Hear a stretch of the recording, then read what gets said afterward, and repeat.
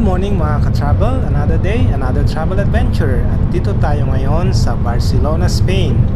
At ito ang mga top places to visit pag nandito kayo sa Barcelona, Spain. Number 1, Plaza de Catalonia. Medyo magulo at ginamit nila ang plaza sa F1 Village, kaya hindi natin napasyal ang buong plaza.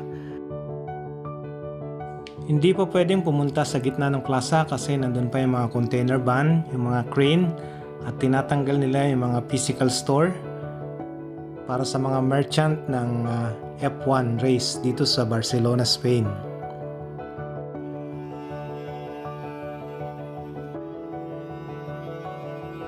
At nagdiretso na kagad tayo sa number 2, Casa Batlló. Unique building architecture na tsurang bungo ang mga terrace niya. At kung gusto mo pumasok sa loob, it will cost you 29 euro para makapasok.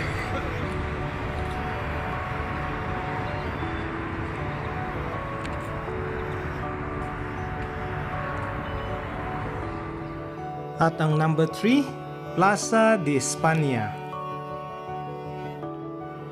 Dito mo rin makikita yung bullfighting arena na kinonvert nila sa modern mall.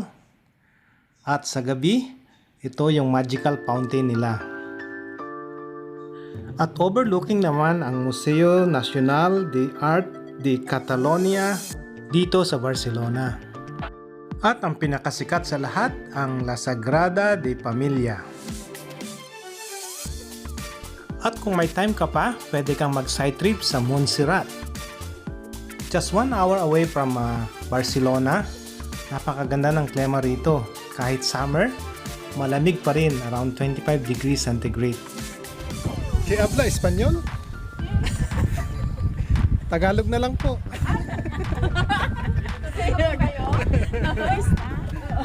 Saan po kayo? Sa Singapore po. Kalayo mo. Ngayon kayo.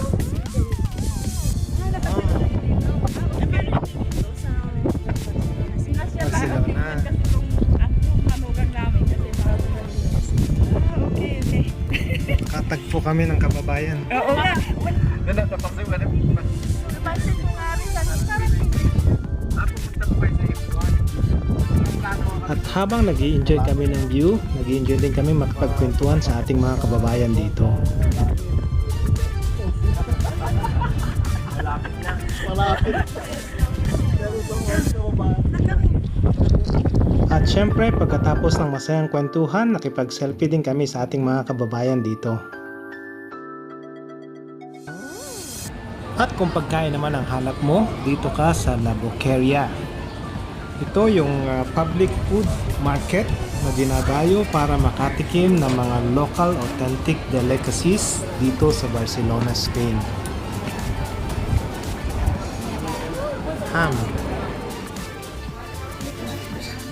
Calcabre 1910. Ito yung bagong dinarayo at pinapasyalan ng ating mga kababayan dito sa Barcelona.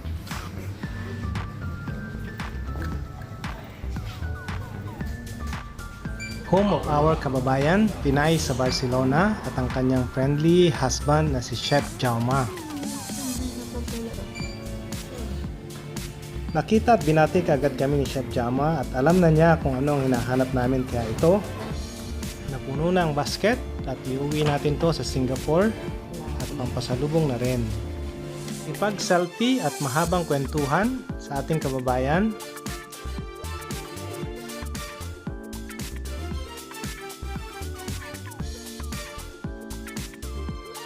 At nandito rin si Julia, pero ayaw lumabas ni Jana dahil nahihiya daw siya. At ayan, inubos na namin ang nakadisplay dito. Kawawa naman ang susunod sa amin.